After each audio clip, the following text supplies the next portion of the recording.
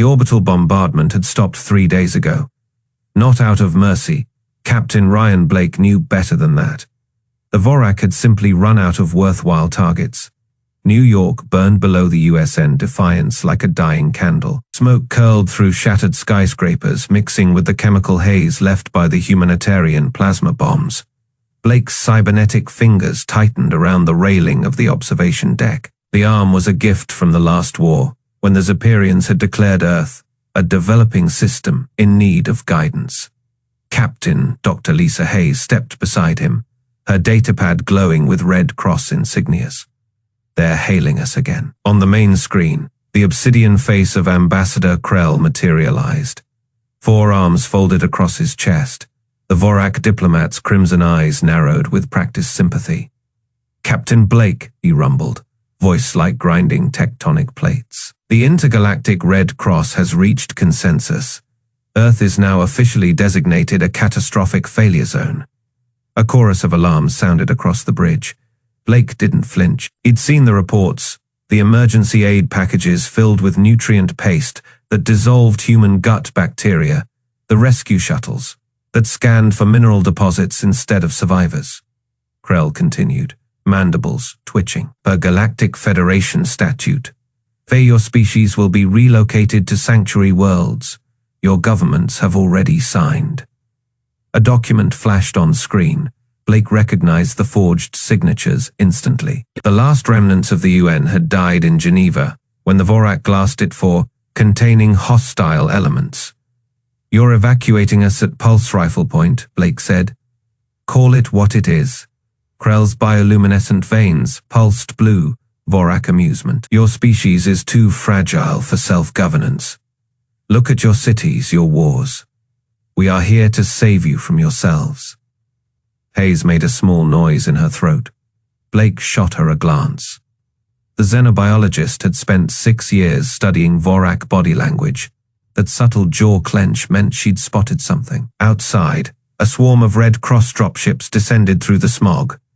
Their hulls gleamed with fresh propaganda holograms, smiling Vorak medics cradling human children, the words Galactic Aid Initiatives flashing in 20 languages. Blake switched to a private channel. "Doctor, talk to me." Hayes kept her eyes on her pad. "They're lying about the sanctuary worlds. The Zeperians converted their last refugee zone into a mining colony, slave labor." A new alert blared. The Defiance's scanners lit up with hundreds of heat signatures. Vorak shock troops disembarking in what was left of Central Park. "Captain," Ensign Rivera called from tactical. "They're setting up pacification towers in sector. I see them." Blake activated the shipwide comm. "All hands, this is the captain. Red Cross protocols are now hostile engagement. Arm all point defenses." Hayes grabbed his arm. "Ryan, we can't fight them head on. They'll burn the whole, I know." Blake opened a secure line to West Point. The feed showed cadets in scavenged exosuits welding scrap metal into barricades. Sergeant Chen's status. Ava Ronjor Chen's face appeared, her steel jaw glinting under emergency lights. "We're turning their aid into party favors, sir. Medical drones make great shrapnel when you overclock their reactors." Blake allowed himself a grim smile. On the main screen, Krell was still droning about Federation benevolence. The Vorak hadn't noticed the Defiance's railguns powering up.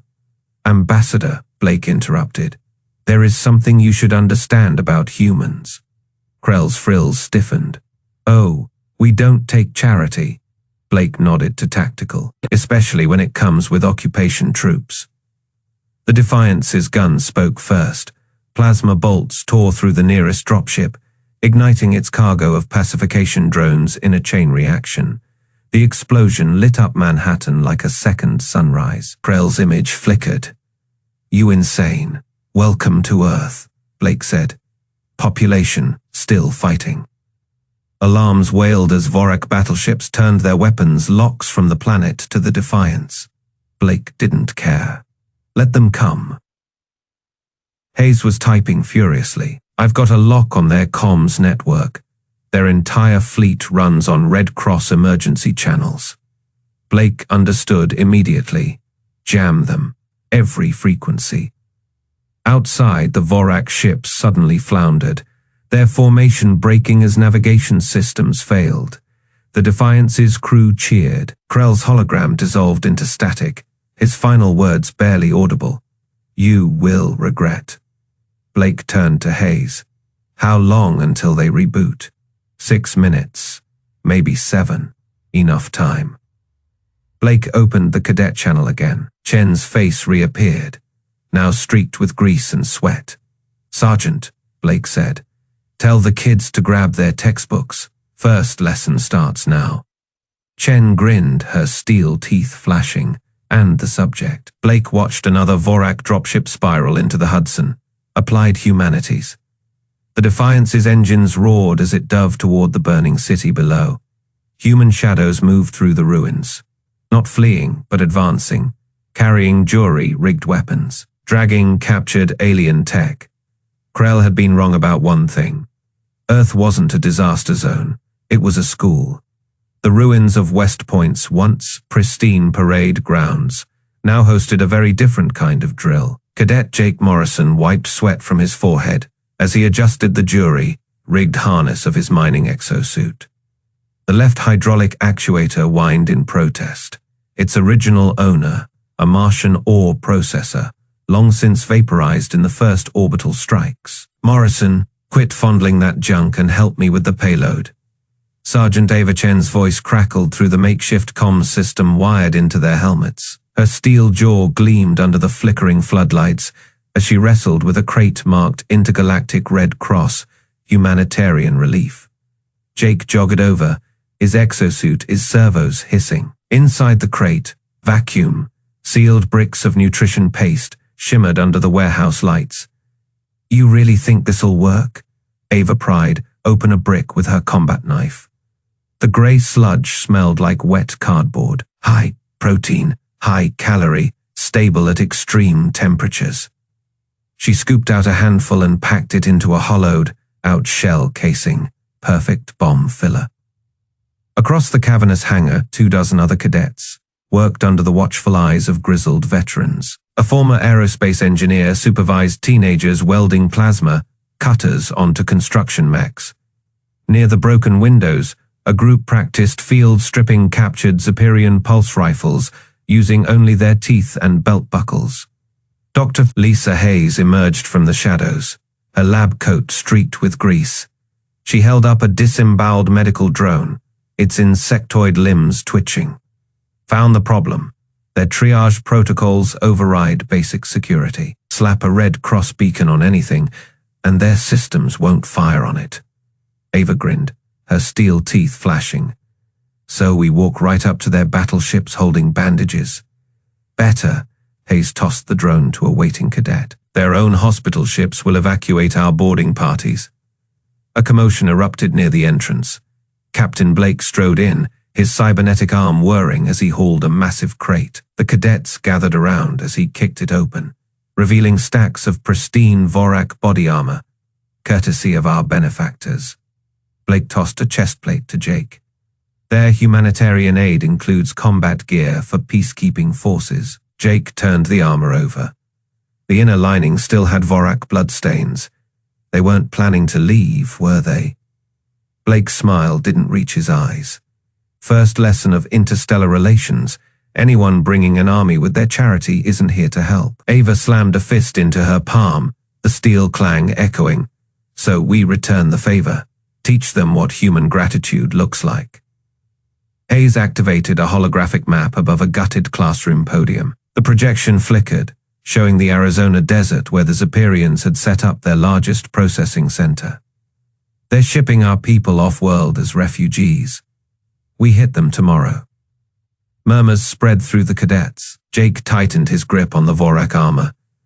"With what? We've got 6 working mechs and enough ammo for 5 minutes of fighting." Blake nodded to a group of engineers wrestling with a massive cylindrical object. "Remember the Red Cross water purification units? Turns out their fusion cores make decent torpedoes." The cadets erupted in laughter, but Hayes silenced them with a raised hand. "This isn't a joke. The Zephyrians have energy shields. We don't. They have orbital supremacy. We don't. She pointed at the nutrition-paced bombs. But they've never fought a species that turns soup cans into landmines. Ava clapped Jake on the back hard enough to make his exosuit servos whine. Welcome to Earth's finest military academy, kid. Today's lesson, creative resource allocation. As night fell, the cadets worked under blackout conditions. Jake helped weld scrap metal onto a bulldozer's chassis, transforming it into a makeshift tank. Nearby, others stuffed medical drones with homemade explosives, giggling as they programmed the machines to seek out patients in Vorak barracks. Blake found Jake adjusting the sights on a scavenged railgun. You ever fired one of these before? Jake shook his head. Played a lot of VR shooters. Close enough. Blake handed him a chip. Schematics for the Arizona facility, study them. Every cadet leads a squad tomorrow. Jake's throat went dry. Sir, I'm 19. I failed algebra last year. And now you're teaching calculus to aliens. Blake pointed at the burning Red Cross banner in the oil drum. They think we're helpless tomorrow. We educate them. Ava appeared, tossing Jake a helmet spray, painted with jagged red crosses. Rule 1 of combat medicine first, stop the bleeding. She tapped the crossed out Red Cross emblem on her chest plate.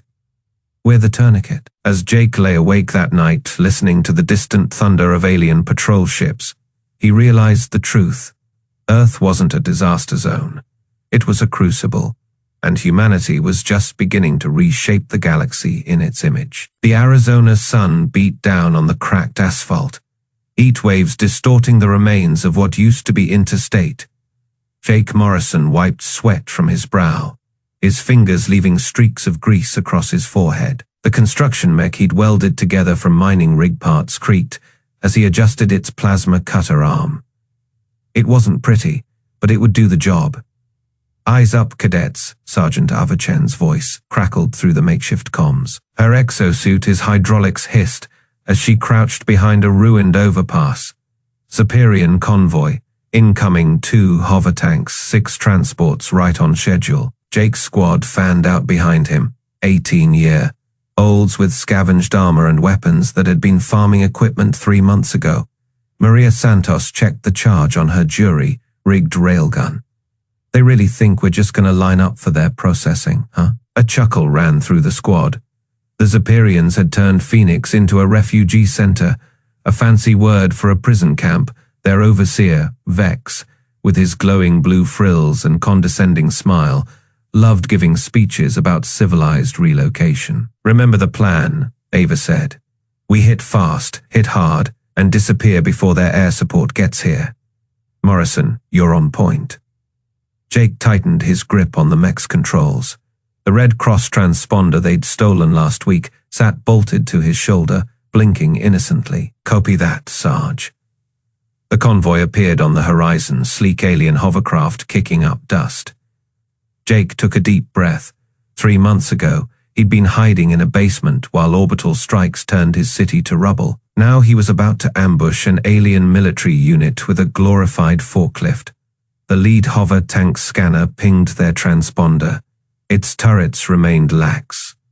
Human relief workers aboard, Zephyrian voice announced over the open channel. You are cleared for...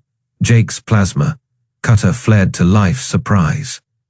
The first tank exploded in a ball of green fire as Maria's railgun punched through its reactor. Jake's mech lurched forward, its heavy feet crushing a Vorak shock trooper who barely had time to raise its pulse rifle. The alien's obsidian carapace cracked like eggshell. Chaos erupted. Zephyrian transport swerved as cadets emerged from hiding, welding torches, cutting through hover engine housings. A transport flipped, spilling crates of what was supposed to be humanitarian aid, mostly Zephyrian shock, collars and neural inhibitors. Thought we were too primitive to fight back, huh? Jake radioed as his mech ripped the turret off a second tank. The Zephyrian gunner inside screeched as Jake tossed the weapon aside like trash. Overseer Vex's personal transport tried to flee. Ava's exosuit launched from a crumbling billboard, landing on the roof with a metallic clang. Her steel jaw gleamed as she pried the hatch open with bare hands. "Special delivery," she growled, tossing a grenade inside before backflipping off. The explosion sent debris raining down. Jake's mech stomped through the smoke, crushing a crate of nutrition paste underfoot. "Looks like lunch is cancelled." Maria whooped as she looted a Zephyrian sidearm from a smoldering wreck. They really thought we'd just take their handouts and roll over. Ava's exosuit landed beside Jake, its knee, joints hissing. She held up Overseer Vex by his frills. The alien's glow had dimmed to a sickly yellow. You can't do this," Vex stammered. "The Galactic Accords." "Funny," Ava said. "Didn't see you following any accords when you glassed Chicago." She tossed him to the ground where two cadets immediately tied his limbs. "Field trip's over. Kids grab anything that isn't nailed down and let's move." Jake's mech scooped up a crate of pulse rifle power cells. "What about him?" He nodded at Vex. Ava's steel jaw twisted into something resembling a smile. "Overseer's gonna help grade our performance, right? Teach." Vex's frills pulsed weakly as the cadets dragged him toward their hidden tunnels. Behind them, the wreckage of his convoy burned under the Arizona sun. Another lesson plan in Earth's new curriculum. The lunar shipyards buzzed with activity, a swarm of welders and engineers moving through the skeletal frames of half-built warships.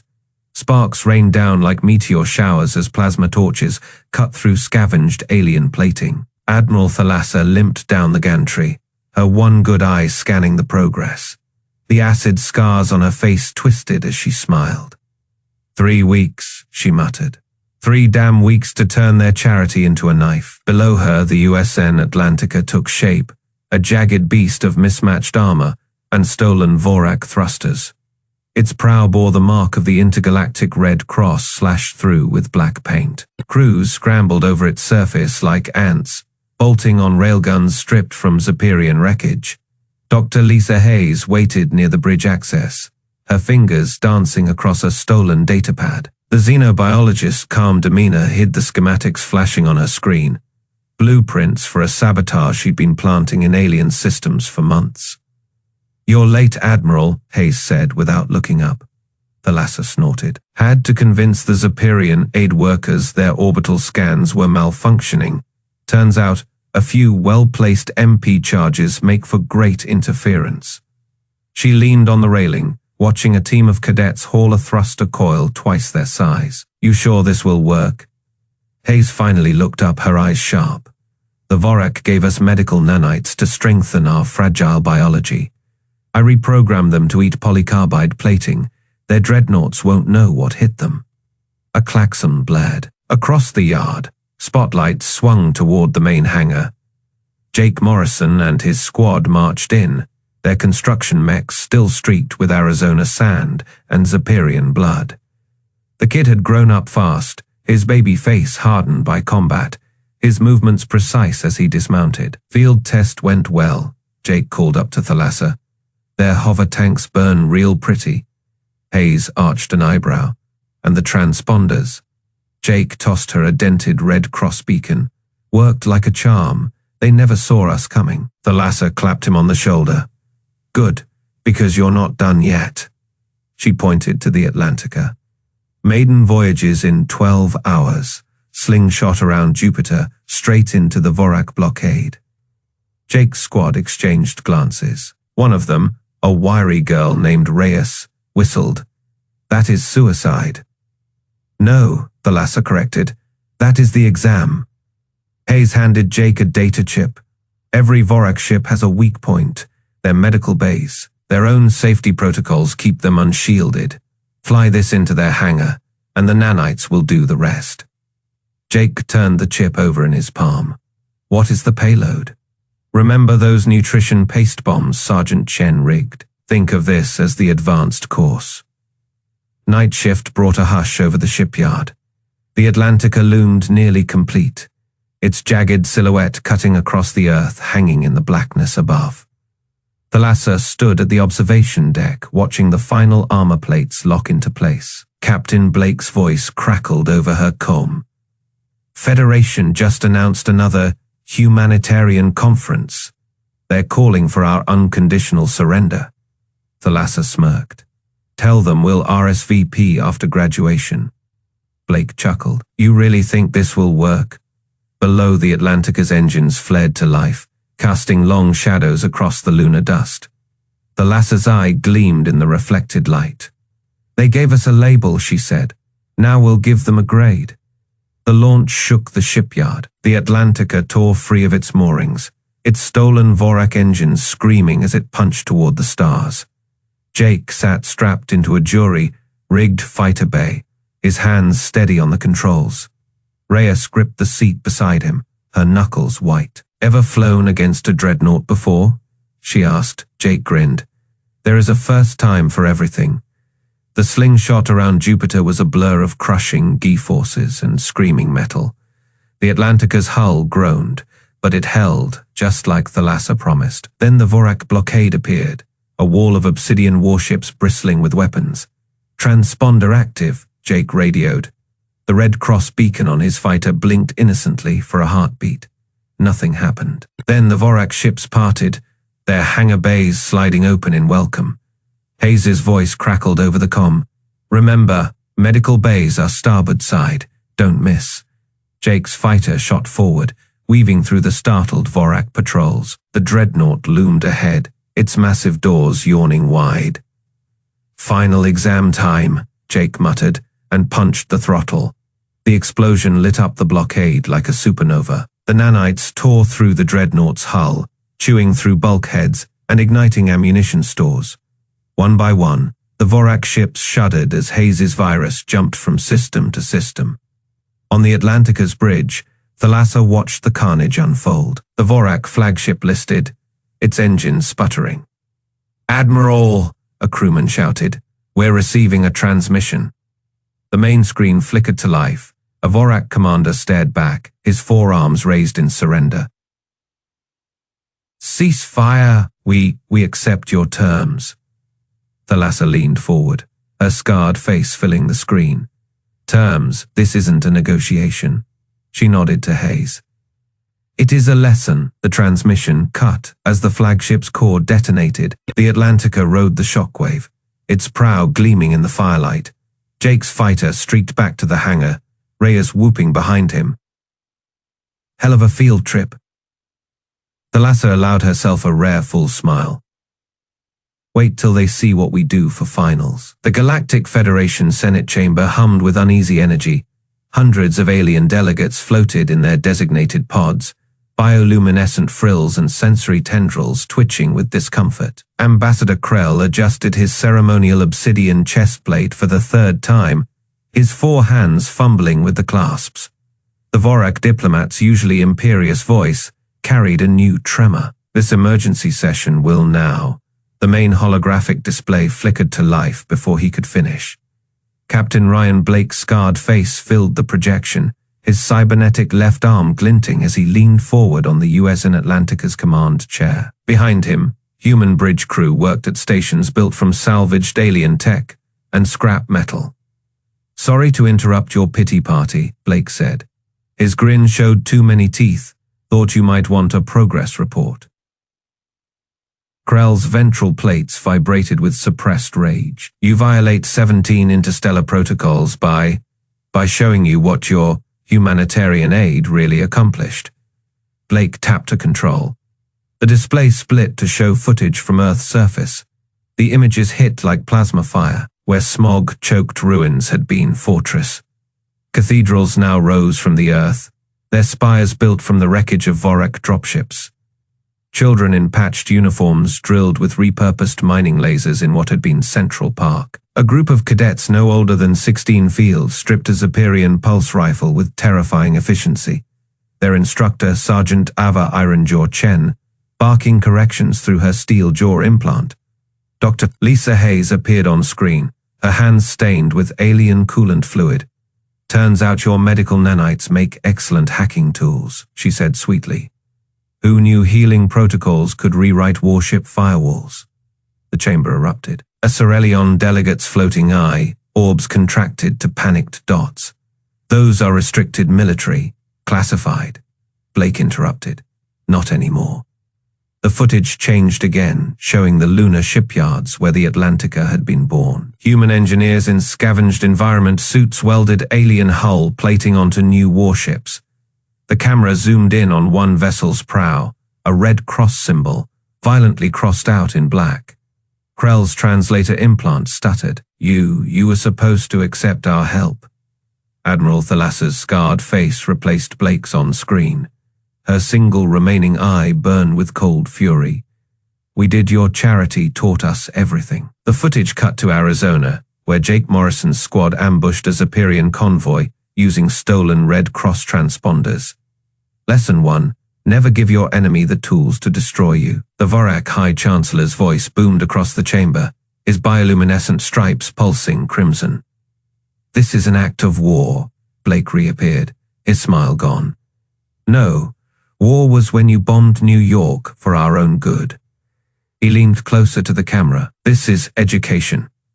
The transmission ended, leaving the Senate chamber in stunned silence. Krell's lower hands clenched involuntarily. He'd seen that look before, on predators circling wounded prey. A junior Zephyrian delegate's frills flared panic. "Yellow, they turned our relief efforts into a military academy." From the shadows of the observation gallery, a human figure in a patched Federation envoy's uniform stood. Cadet Jake Morrison, his face still bearing the burns from his first live fire exercise, activated a handheld projector. "Actually," Jake said, tossing the device into the center of the chamber, "we're just getting started." The projector bloomed to life, displaying orbital schematics of every major Federation shipyard, each marked with vulnerable points in glowing red. Krell's stomachs turned to ice. Those diagrams used Vorak tactical symbols. Blake's voice echoed from the device, calm as a executioner's blade. "Pop quiz ambassadors. What do you call a species that turns your own weapons against you?" The transmission cut out. In the ringing silence, Jake straightened his stolen envoy's insignia and walked toward the exit. Every alien eye tracked his movement.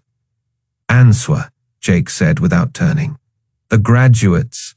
The Senate chamber's doors hissed shut behind him. Somewhere in the depths of the Atlantica, Admiral Thalassa's crew cheered.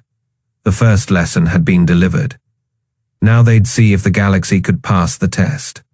The USN Atlantica shuddered as another plasma volley slammed into her starboard shields. Jake Morrison white-knuckled the controls of his jury.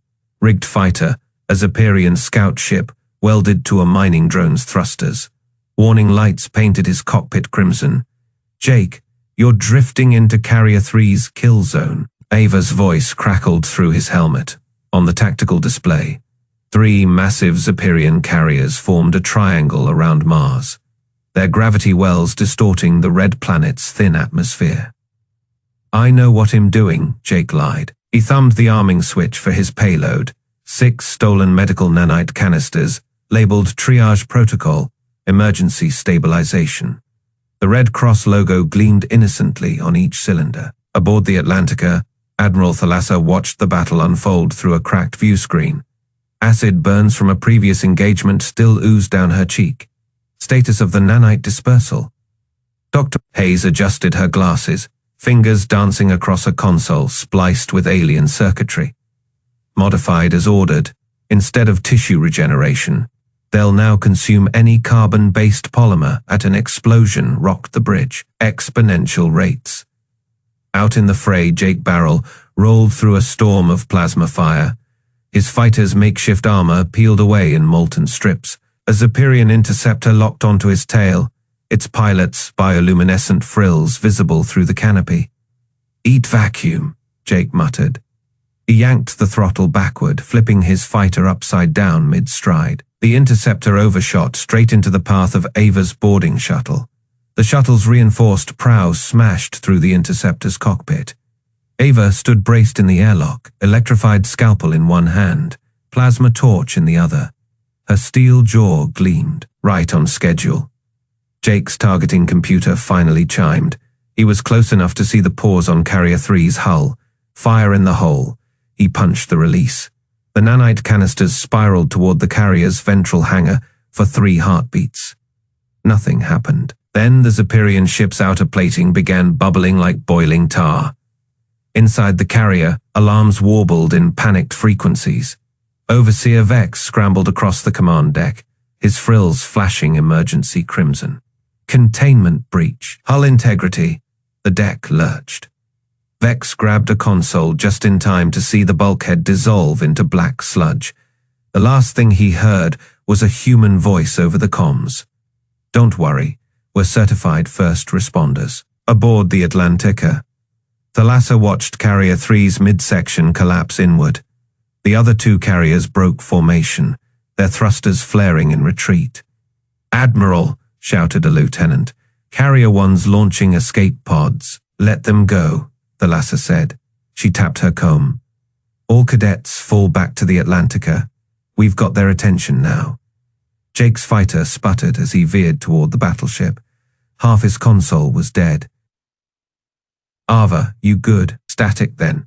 Took their admiral's frills as a trophy. How's the view?" Through his cracked canopy, Jake watched Carrier 3's remains tumble toward Mars.